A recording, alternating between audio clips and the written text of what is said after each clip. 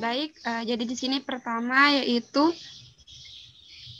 mengapa pada pasien hipoksia tidak ada gejala sama sekali?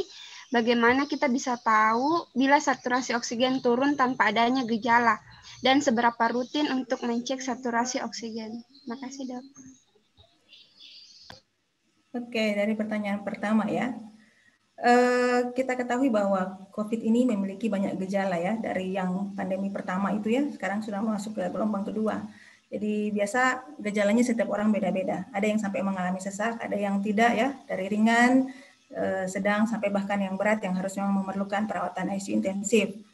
Nah, kalau misalkan untuk ketika kita didiagnosis misalkan COVID dan kita merasa tidak bergejala sama sekali, maka sebaiknya sesering mungkin kita mengecek kita punya saturasi, karena kita tidak tahu bahwa virus ini sudah sampai di mana menggerogoti tubuh kita.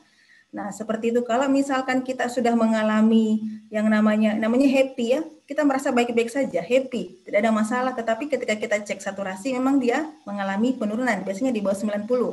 Nah, itu sudah waspada. Berarti ada masalah di paru-paru. Nah, ketika masalah seperti itu berarti kita tidak bisa membiarkan terlalu lama. Yang seperti saya bilang tadi, bahwa ketika saturasi di bawah 90 dibiarkan terlalu lama, maka nanti dampaknya bukan hanya pada paru-paru. Ada banyak kasus, biasanya pasien itu nanti hari ke-7 baru datang dengan keluhan yang sudah sangat jelek, padahal sebelumnya tidak ada gejala sama sekali. Kemungkinan dia tidak pernah mengecek saturasinya.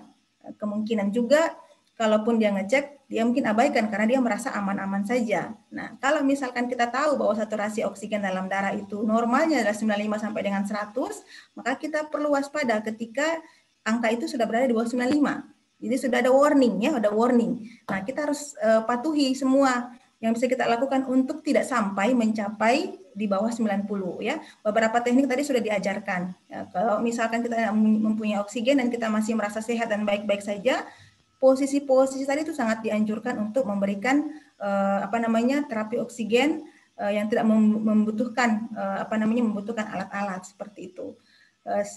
Kalau saya sih sebisa mungkin, kalau bila perlu yang namanya alat saturasi oksigen tersebut kita bawa terus setiap hari di tas ya. Mungkin kita belum, kadang-kadang ada pasien dia tidak mengetahui kalau dirinya adalah terdiagnosis COVID. Nanti ketika dipasangi saturasinya di bawah 90.